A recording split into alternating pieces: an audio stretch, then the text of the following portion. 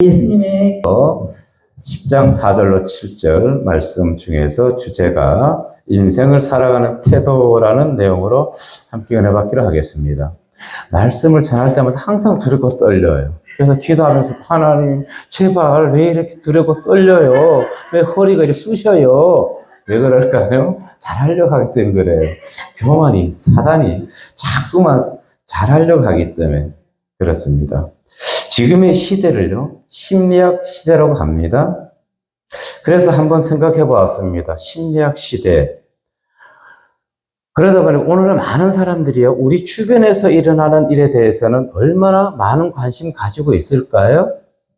대부분의 사람들이 관심 갖지 않아요. 나에게 직접적으로 어떤 이익이 있는 곳에는 많은 사람들이 관심을 갖는데, 나에게 직접적으로 어떻게 도움이 되지 않는 곳에서는 나 몰라라 합니다. 아까 낮에 잠깐 대부도 나갔다 왔어요. 해장국집 앞에서 사거리에서 사고가 났어요. 1톤 화물차가 넘어졌어요. 저도 내려서 화물차를 들으려 했는데 이미 많은 사람들 한 10여 명, 15명 이상이 들어서 차가 있는데 그냥 본네트 승용차예요. 그 위에다 넘겨버리더라고요. 근데 보니까 밑에 사람이 깔려 있어요. 그래도 우리는 그와 같은 사람들이 내일이 아니지만 위험에 처해 있으면은 사람들이 도와주려는 사람, 그래도 사람 사는 맛이 납니다. 그래서 우리가 평소에 살아갈 때 보면 사람 사는 맛이 안 난다고 하는데 그런 일을 보면은 정말로 너나 없이 뛰어드는 것 보면 참 그래도 감사하지요. 저는 정신과를 가보지는 않았습니다. 정신과를 직접 갔다 온 사람이 이렇게 얘기해요. 목사님, 네. 거기에 가보면요, 사람들이 순벌을 기다리려고 앉아 있는데, 전부 다가 다 힘이 없다 그래요. 힘이 없다 그래요. 그분이 예수 믿는 분이에요. 권사님이에요. 30년 이상 예수 믿은 분이에요. 근데 어떤 분들은 이렇게 얘기해요. 예수 믿으면 우울증, 조증, 무슨 공황장애 없다고 이렇게 얘기해요. 아닙니다.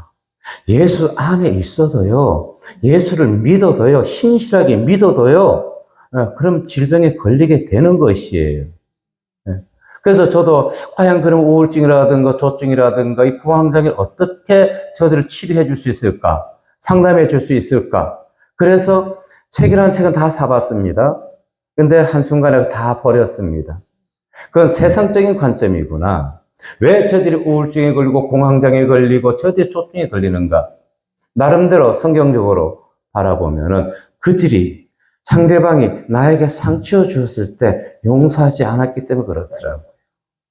용서. 마음에 가지고 있기 때문에. 그리고 그 어떤 환경에서도요, 감사를 잊어버렸기 때문에 그들이 그와 같은 나쁜 질병이라고 저는 그렇게 생각합니다. 그 질병에 걸렸더라고요. 그래서 우리는 용서해야 될 줄로 믿습니다. 아멘. 네. 용서만이 최고의 보약이었던 것입니다. 네, 최고의 보약. 조금 전에 오늘날 시대가 심리학 시대라고 했지요. 심리학 관점에서 아이들을 바라보면은 우리가 어릴 때는 동네에서 막 극성스럽게 노는 아이들 뭐라 그랬습니까? 참 개구장이라고 그랬잖아요. 근데 오늘날은 그렇게 부르지 않습니다. 개구장이라는 내용, 단어 자체가 사라졌습니다. 오늘날은 이렇게 얘기합니다. 주의력, 결핍, 과잉장애증. 이렇게 얘기하고. 그리고 사람들 앞에 나서기 힘들어하는 사람. 저도 지금도 얼굴이 빨개집니다. 이따끔씩. 이게 천성이에요. 어떻게 버리질 못해요. 수줍음 많이 타는 저 같은 사람을 어린아이 때 어떻게 요즘 얘기하는지 압니까? 회피성 인격 장애증. 그럼 제가 회피성 인격 장애증을 가지고 있나요? 아동 심리학이나 이런 곳에서 전부 다 사람들을 어떻게 바라보는 거예요? 환자로 바라본다는 것입니다. 예. 다 틀린 얘기도 아니고요. 다 맞는 얘기도 아니라고 생각합니다. 각 층에 전문가들은 너무너무 많이 있어요. 근데 세상은, 사람들은, 자녀들은 왜 점점 악해지나요? 왜 내 것만 챙기나요? 저는 그래서 오늘 말씀을 보면서도 왜 그럴까? 왜 그럴까? 그래서 사람들이 이렇게 얘기합니다. 오늘날 심리학 이러한 것들 얘기하면서 의학적 발명품이다. 이렇게 얘기하더라고요. 의학적인 발명품. 오늘 주제가 무엇입니까? 인생을 살아가는 태도에 대한 것입니다. 3절에서 기자는 이렇게 얘기합니다. 우매한 자는 길을 갈 때에도 지혜가 부족하여 각 사람에게 자기가 우매함을 말하느니라. 우매한 자가 길을 간다는 것, 저는 인생에 살아가는 삶을 저는 그렇게 개인적으로 생각해 봅니다. 그렇죠. 우리가 많은 사람들이 삶을 살아가면서 우매한 자들이 참 많이 있어요. 그런데 2절에서는 이렇게 얘기합니다. 지혜자의 마음은 오른쪽에 있고 우매자의 마음은 왼쪽에 있느니라. 먼저 이렇게 얘기하죠. 저는 이것을 지혜자의 마음이 오른쪽에 있다는 것을 인생을 살아가는 성공과 번영의 하나의 모토라고 생각하는 것입니다. 그런데 우리가 인생을 살아가면서 성공하고 내가 하는 모든 일이 잘 되길 원한다면 어떤 마음 자세를 인생을 살아가며 가져야 될까요? 가장 먼저는 겸손이라고 저는 그래 생각합니다. 많은 자들이 저 또한 마찬가지인 것입니다. 겸손이 부족합니다. 저 또한 수시로 때때로 자주 우매한 행동을 하고 있습니다. 저 또한 직접적으로 앞에서 얘기 못한다 할지라도 마음의 전쟁이 일어나는 것, 혼자서 누군 이렇고 저건 저렇고 이렇게 생각하고 판단하는 것, 그 생각 우매한 생각인 것입니다. 그러한 생각들은 무엇일까요? 인생을 성공적으로 살아가지 못하게 한다는 것입니다. 인생을. 4절에서 얘기합니다. 주권자가 내게 분을 일으키거든 너는 내 자리를 떠나지 말라. 주권자, 어느 단체장 아니면 지도자들, 그들은요 아니면 부모가 될 수가 있죠. 우리 하은이가 지금 아빠한테 전화 왔을 때 아빠, 엄마, 아빠가 나 때리지 말라 그래. 그러니까 하은이는 지금 누구 때문에 지금 기분이 나쁜 거예요? 주권자인 아빠 때문에 기분이 나쁜 거예요. 주권자인 아빠 때문에. 자, 그렇다 할지라도 하은이가 나 아빠 싫어하고 집을 뛰쳐나간다면은, 그러면 우리 하은이는 어떠한 사람 될까요? 우매한 자가 되는 것이에요. 아빠가 비록 우리 하은이 마음을 아프게 한다 할지라도, 아빠, 난 그래도 아빠를 사랑해. 이렇게 하면 하은이는 지혜로운 사람이 되는 거예요. 아멘? 아멘. 우리는 이와 같이 주권자가 내 마음을 상하게 한다 할지라도 우리는 우매한 자의 길을 걸어가는 것이 아니라 지혜로운 자의 자리에 서야 된다는 것입니다. 4절 이후에서 얘기했죠. 공손함이, 아멘. 공손함이 큰 허물을 덮어준다고 얘기합니다. 공손함이. 공손함은 무엇일까요? 평안한 상태라는 것입니다. 즉, 주권자가 아니면 내 윗사람이 직장 생활을 하든 어디 사회에서든 그 사람이 내 마음을 흔들고 화가 나게 한다 할지라도 나는 공손한 마음, 평안한 마음을 가져야 된다는 것입니다. 아멘. 그 사람이 어떠한 자라고요? 지혜로운 자. 그 사람이 인생에 성공할 수 있는 동기를 가지고 있다는 것입니다. 그런데 우리는 말로는 쉽지요. 그래, 말로는 쉬워요. 그러나 왜 우리는 성경 말씀을 보는 거예요? 부족하기 때문에. 이 말씀을 듣고 우리는 그렇지, 저 사람이 나를 화나게 한다 할지라도, 내 생각대로 해주지 아니한다 할지라도 나는 뭐 해야 된다? 평안한 마음을 가져야 되는구나. 미련하게 우매한 자가 되어서 그 자리를 박차고 나가서는 안 된다는 것입니다. 제가 참 예전에 많이 그랬던 것 같아요. 사회생활 할 때 그랬던 것 같아요. 회사에서 미팅하다 보면은 상대방의 안건이 주제가 내 마음에 안 맞을 수가 있죠. 그리고 그들이 우리 얘기에 따라주지 않으면 우리는 어떻게 하나요? 탁자를 탁 치고 나가버리죠. 근데 참 멋있어 보여요, 그것이. 우리 육신의 아버지들, 예전에는 저도 아마 우리 아버님 어렸을 때 내 기억으로 상을 엎은 것을 기억이 나요. 아주 못된 것을 지금 가지고 있어요. 그럼 우리 부모님들 어떻게 해요? 다 멋있어 보이잖아요. 가장으로서. 참 미련한 행동이었던 것입니다. 참 미련한 행동이에요. 그렇다 할지라도 상대방이 나에게 내 마음에 내 뜻대로 해주지 않고 또 나를 화나게 한다 할지라도 우리는 어떠한 마음을 갖자? 공손한 마음, 평안한 마음을 가지십시다. 그것이 인생의 성공의 비결이라는 것입니다. 전도서 1장에서 10장 1장에서 이렇게 얘기합니다. 죽은 파리들이 향기를 악취가 나게 만드는 것 같이 적은 우매가 지혜와 존귀를 난처하게 하느니라 만든다는 것입니다. 10가지를 잘하다가 한 가지를 잘못하면 우리는 어떻게 해요? 그 한 가지가 앞에 잘한 10가지를 다 엎어버리죠. 지금 그와 같은 얘기를 하는 것입니다. 평소에는 온순하고 겸손하다가 그 상대방이 나를 기분 나쁘게 했다고 그 자리를 박차고 일어나게 된다면은 오히려 그 사람은 무엇이라고요? 지혜로운 자가 아니라 우매한 자라는 소리를 듣게 된다는 것입니다. 결코 쉽지 않습니다. 결코 쉽지 않아요. 상대방이 나의 마음을 기분 나쁘게 하고 나를 직접적으로 공격하는데도 거기서 평안한 마음을 갖는다는 건요, 지속적으로 우리 훈련 받아야 됩니다. 아멘. 네. 그것밖에 없더라고요. 근데 그것을 볼 때마다 그리고 이렇게 생각해야지. 아, 내가 아직 부족하구나. 내가 정말로 말씀대로 성경의 말씀, 이 전도서 기자의 말씀처럼 내가 우매한 자가 아니고 저 주권자가 나를 화나게 한다 할지라도 거기서 내 마음이 평안한 상태가 있다면 주권자가 계속적으로 나에게 그런 행동을 할까요? 아니, 하지 않아요. 하지 않아요. 우리는 인간적, 육적으로만 바라본다는 것입니다. 저 사람이 나를 기분 나쁘게 해. 그런데 우리 그것만 보지 말자고요. 저 사람 뒤에 이면에 있는 하나님이 무엇 때문에 저분을 들어서 나를 사용하는지, 나를 고치려고 하는지, 우리 그것을 이해한다면은 앞에 보이는 것으로 인해서 기분 나쁘지 아니할 것입니다. 이와 같은 저와 성도는 모두 되시길 주의 이름으로 축복합니다. 네.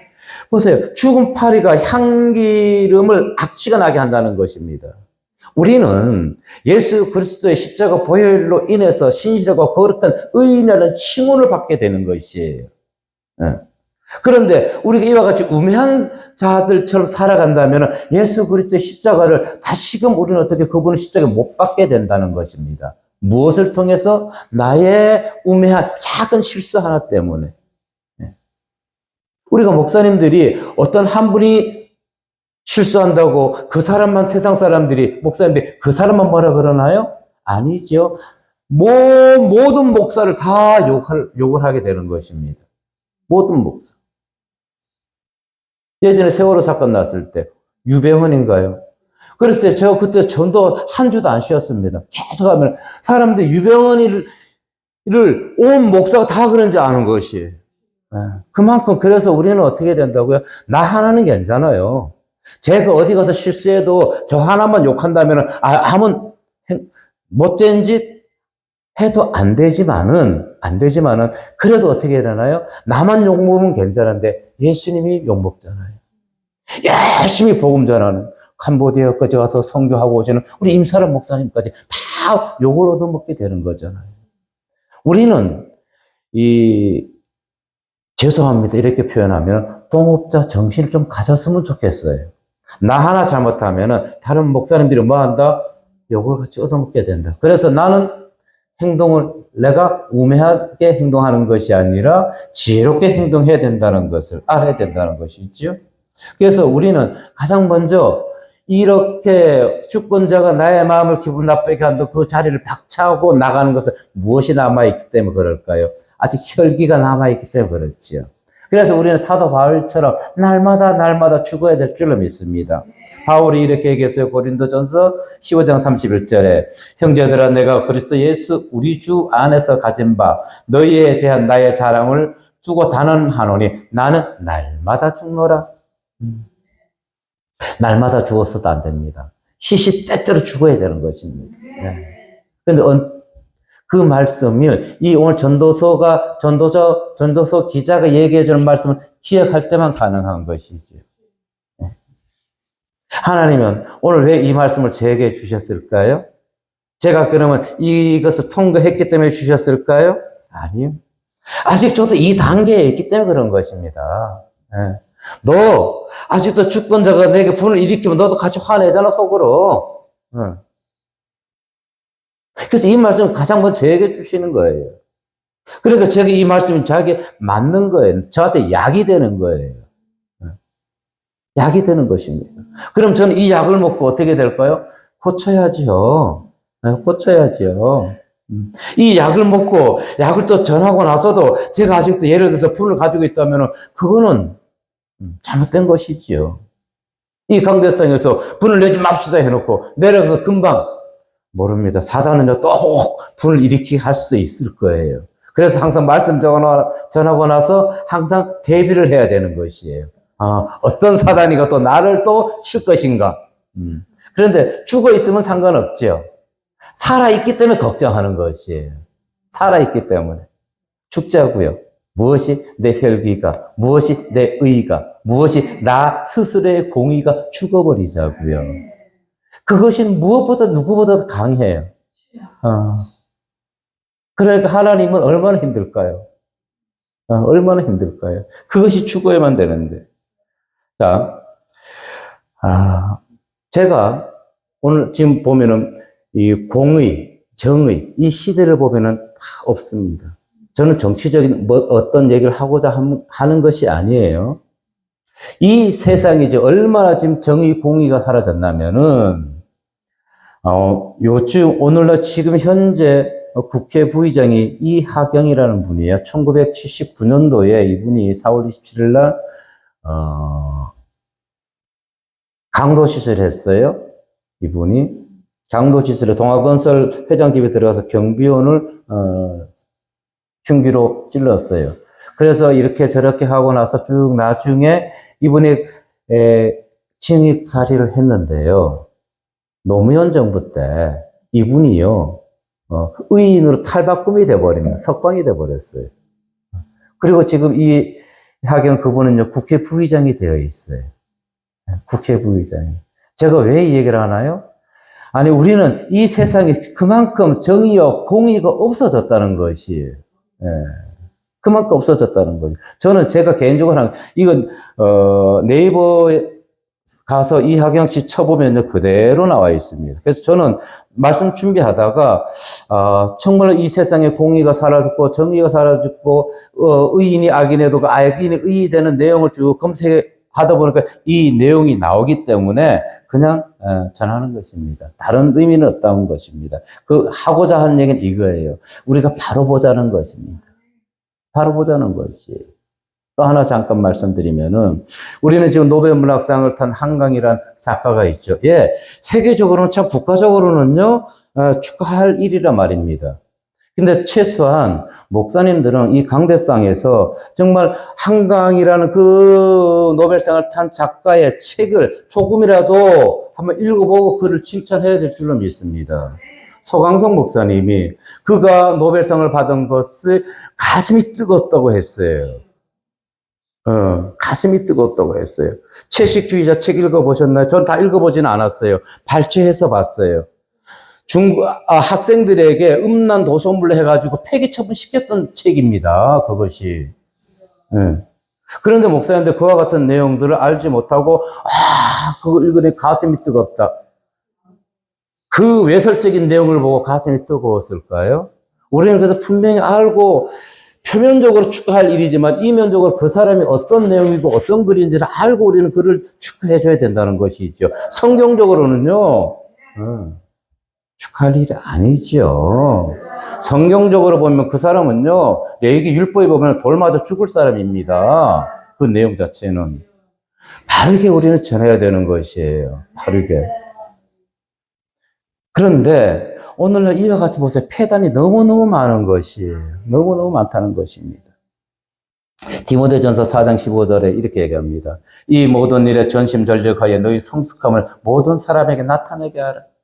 어떠한 자가 성숙한 사람일까요?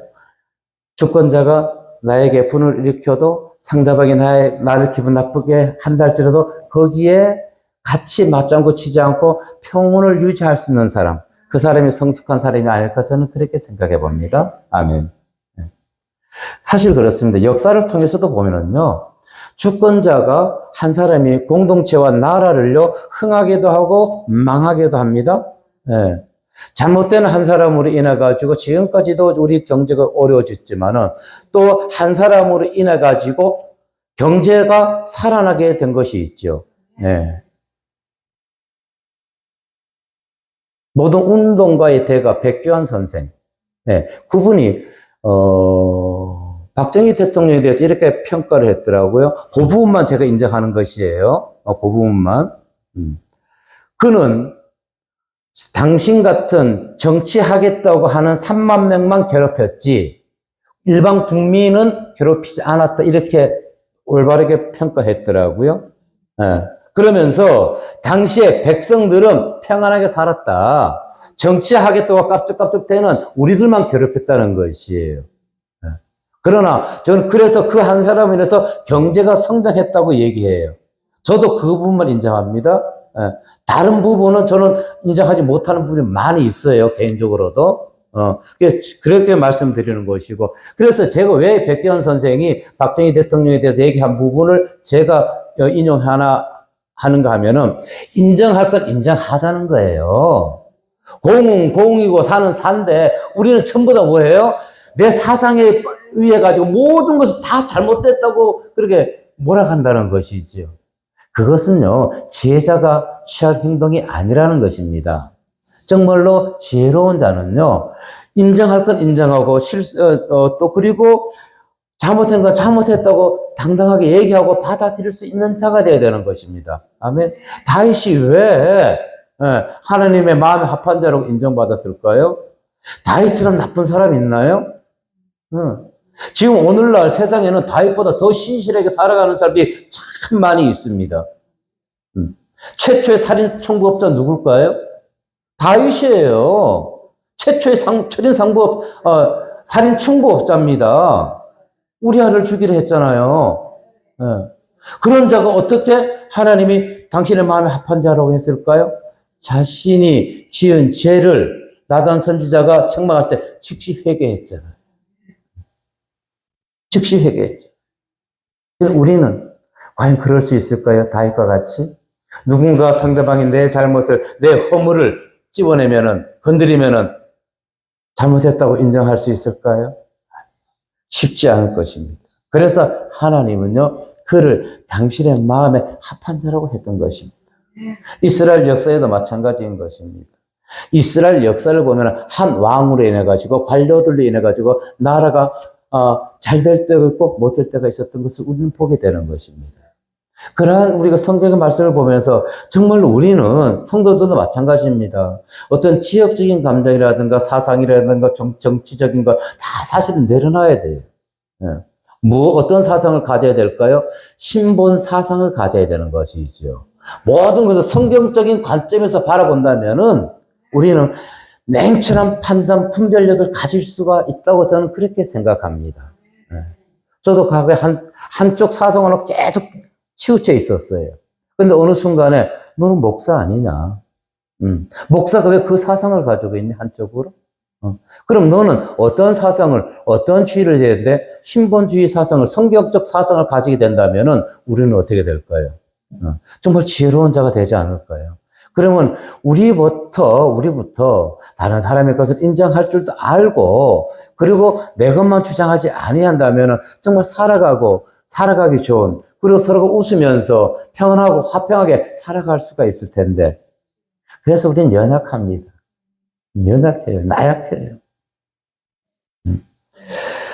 연약한 인간은요, 사실은 완벽할 수는 없습니다. 하지만 각자가 맡은 영역에서 공동체를 올바로 이끌어가기 위해서 노력한다면은 계약하지 아니하고요. 법을 고쳤는데 국민이 살아가는 것이 더 나쁘게 되지 않게 정말로 선하게 법을 고쳐야 되는데 오늘 그와 같지 않잖아요. 그와 같지 않다는 것입니다. 디모데 후서에서 기자는 이렇게 얘기합니다. 주의 종은 마땅히 다투지 아니하고 모든 사람에 대하여 온유하며 가르치기를 잘하며. 뭘 잘 가르쳐야 될까요? 성경 말씀이잖아요. 목자에게 우리가 가르칠 것이 무엇이 있나요? 주님의 성품을 닮아가는 것이죠. 주님의 성품을 닮아가자고 우리가 얘기만 할 것이 아니라 내가 살면서 그와 같은 삶을 살아가려고 본을 보이려고 노력해야 되는 것이죠. 그것이 얼마나 힘든지 모릅니다.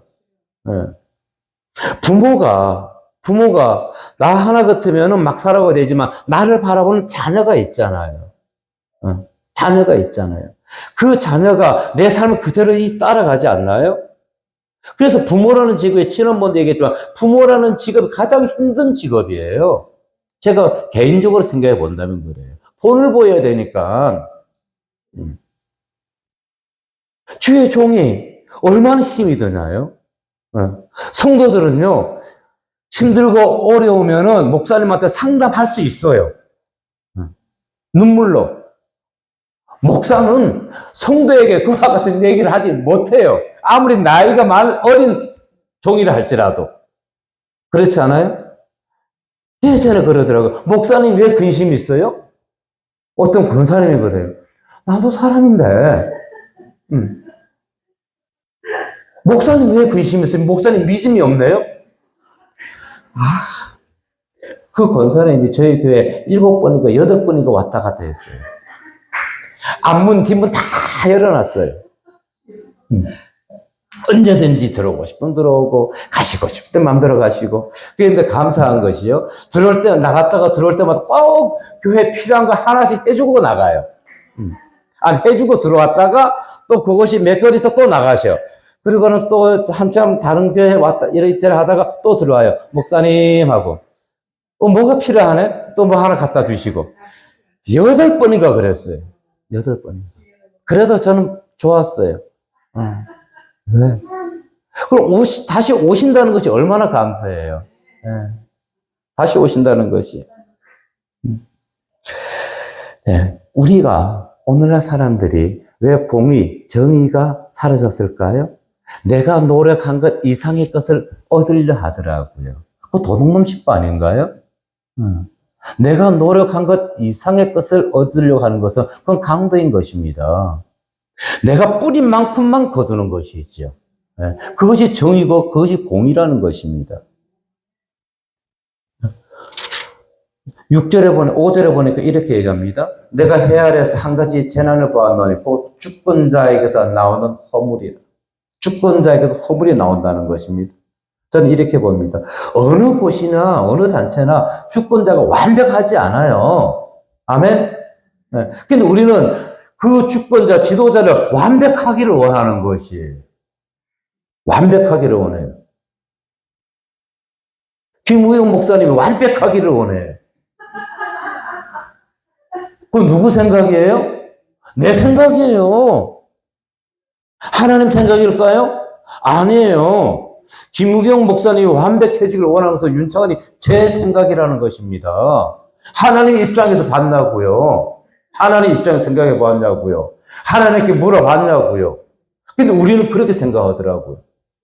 그래서 주권자를 뒤에서 막 비방하는 것이에요. 자기들 생각에 맞지 않다고. 그래서 저는 이렇게 생각해 보는 것이죠. 그거 당신들 생각이니까 윤창환이 너 생각이냐? 아니면 하나님 생각이냐? 만약에 하나님의 생각이 아니었다면 하나님은 어떻게 했을까요? 저는 더 얘기 안 해요. 그거는 아직도 하나님은 사용하시잖아요. 그렇죠? 그러면은 자기 생각이란 얘기죠. 인간의 생각이라는 것입니다. 인간의 생각. 제가 이 말씀을 보면서 그렇구나. 윤창환이 너 생각이구나. 우리 생각이구나. 회원들 생각이구나. 하나님은 우리가 생각이 다르잖아요. 네, 다르잖아요. 항상 강조합니다. 또 한 번 강조해드리고 싶어요. 완벽한 사람은 없다는 거. 네. 완벽을 구하지 말자고. 그러면 너부터 완벽해지라는 얘기예요. 너는 완벽하지 못하면서 왜 상대방만 완벽해지라고 상대방에게만 그거 다 돌리냐고요.